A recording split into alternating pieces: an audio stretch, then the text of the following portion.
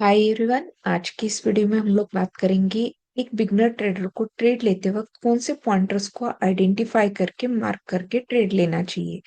देखिए, सबसे पहले तो मैं बात करूंगी आज के इस वीडियो में पार्ट वन में हम लोग बात करेंगे 4 स्टेप्स की, और नेक्स्ट जो पार्ट टू आएगा उसमें हम लोग अगेन 4 स्टेप्स की बात करेंगे।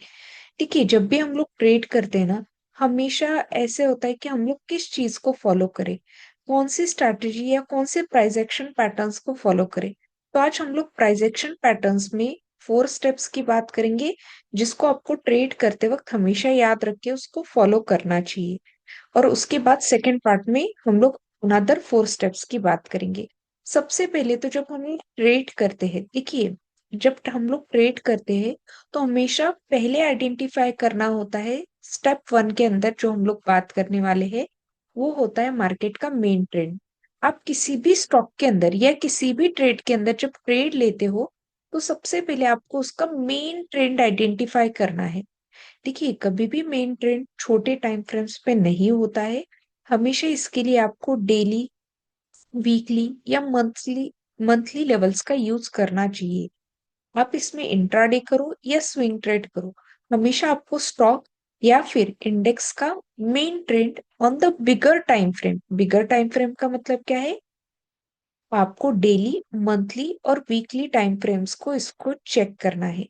ठीक है, as an a beginner try करना आप स्टार्टिंग डेज में हमेशा अप ट्रेंड के साथ काम करो। ऐसा ट्रेंड जहां पे हमें हमारे पास हाइयर हाइज और हाइयर लोज बन रहे हैं, तो इसको हम लोग अप ट्रेंड कर कहते हैं। ज्यादातर आपको इसमें काम करना चाहिए एज एन अ बिगनर। देखिए, जब आप डाउन ट्रेंड के अंदर बात करते हो तो काफी बार डाउन ट्रेंड के अंदर ट्रैप पैटर्न्स बनते हैं, तो उनको as an a beginner identify करना पॉसिबल नहीं होता है। तो ट्राई करना स्टार्टिंग डेज में you can work in the up trending market only. अब इसके साथ साथ हम लोग स्टेप टू की भी बात करेंगे। देखिए, आपको जनरली मार्केट के बेसिक पैटर्न्स का आइडिया होना चाहिए कि कौन से ऐसे पैटर्न्स बनते हैं जिसके अंदर हमें काम करना चाहिए। इससे पहले हम लोग एक ट्रेंड की और पैटर्न बैक टेस्टिंग की और ब्रेकआउट्स की वीडियो कर चुके हैं, आप उसे बाद में चेकआउट कर सकते हो। अब देखिए, जब भी एक पैटर्न बनता है या ट्रेंड लाइन बनती है तो हमेशा ट्रेंड लाइन के रिवर्सल आपको पता हो। आपको पैटर्न्स के अंदर कब ट्रेड लेना चाहिए, कब उसके अंदर ब्रेकआउट या रिटेस्ट का वेट करना चाहिए, इसके बारे में आइडिया होनी चाहिए। मार्केट में अलग अलग पैटर्न्स बनते हैं, जिसमें से कुछ ट्रैप पैटर्न्स भी होते हैं, कुछ रिवर्सल होते हैं, कुछ ट्रेंड के कंटिन्यूएशन का आइडिया देते हैं। तो हमें इसके बारे में आइडिया होनी चाहिए जब हम लोग ट्रेड ले रहे हैं। देखिए, कंटिन्यूएशन पैटर्न्स का मतलब होता है वो आपके ट्रेंड्स के साथ चलेंगे, वो आपको बताएंगे कि यहाँ से मार्केट कंटिन्यू हो जाएगी। उसके साथ साथ रिवर्सल पैटर्न्स का मतलब होता है कि वो पैटर्न्स आपको, लाइक द डबल बॉटम या हेड एंड शोल्डर हो, इनवर्स हेड एंड शोल्डर हो, ये आपको बताते हैं मार्केट किस जगह से ऊपर जाएगी। तो इसके बारे में आपको हमेशा आइडिया होना चाहिए बिफोर टेकिंग अ ट्रेड। इसके साथ साथ स्टेप्स थ्री में आपको की लेवल्स मार्क करने हैं। देखिए, की लेवल्स में हम लोग जनरली बात करते हैं how to draw the support resistance. आपको इसके साथ साथ पता होना चाहिए कहाँ से मार्केट में डिमांड या सप्लाई स्टार्ट होंगे। डिमांड से हम लोग हमेशा बाइंग करते हैं और सप्लाई से हम लोग सेलिंग करते हैं। तो हमेशा आपके ये लेवल्स बड़े टाइम फ्रेम पे मार्क होने चाहिए। अब इसमें हाइयर टाइम फ्रेम या बड़े टाइम फ्रेम का मतलब क्या है? देखिए, स्टार्टिंग में आप इसके अंदर डेली या फिर 1 आवर या 4 आवर्स के लेवल्स का यूज कर सकते हो, क्योंकि हमेशा आपको यहाँ पे 1 मिनट 3 मिनट्स के लेवल्स का यूज बिल्कुल नहीं करना है, क्योंकि वहां से रिजेक्शंस काफी सारे होते हैं और वहां पे आप गलत डिसीजन ले सकते हो।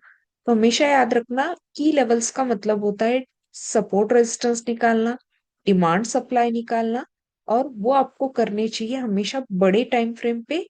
डेली टाइम फ्रेम 1 आवर या 4 आवर, इसके लिए आप बेटरली यूज कर सकते हो। अब इसके बाद लास्ट में हम लोग इन तीनों के साथ कंबाइनली यूज करते हैं वॉल्यूम प्रोफाइल। कि जब मार्केट ऊपर जा रही है तो हमेशा उसको सपोर्टिव वॉल्यूम, वॉल्यूम का मतलब को क्या होता है, यहाँ पे कितने लोग बाय सेल कर रहे हैं, कितने लोग मार्केट को लेके इंटरेस्टेड है।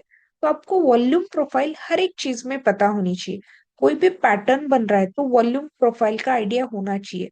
मार्केट ट्रेंड लाइन के ऊपर जा रही है या फिर मार्केट सपोर्ट रेजिस्टेंस को फॉलो कर रही है तो आपको हमेशा वॉल्यूम्स का आइडिया होना चाहिए। इसलिए आपको हमेशा वॉल्यूम्स पता करने होंगे कि वॉल्यूम्स आपके ट्रेंड के अकॉर्डिंग है या नहीं, वॉल्यूम्स आपके पैटर्न के अकॉर्डिंग है या नहीं।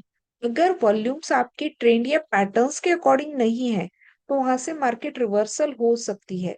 तो हमेशा याद रखना, always before taking trade at least base on the price action आपको ये 4 स्टेप्स को फॉलो करना है।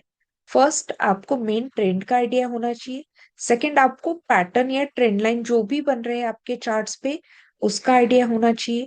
आपको तीसरा, की लेवल्स आपके हमेशा मार्क होने चाहिए। और फोर्थ होता है वॉल्यूम्स को ऑब्जर्व करना कि मार्केट में बाइंग और सेलिंग का इंटरेस्ट है या नहीं। ठीक है, इसके साथ साथ हम लोग और 4 स्टेप्स की बात करेंगे पार्ट 2 के अंदर। लेकिन आपको फर्स्ट ऑफ ऑल तो जब आप ट्रेड करोगे तो आपको बेसिकली इन स्टेप्स को फॉलो करना है। होप कि ये वीडियो आपको अच्छा लगा हो। Thank you everyone.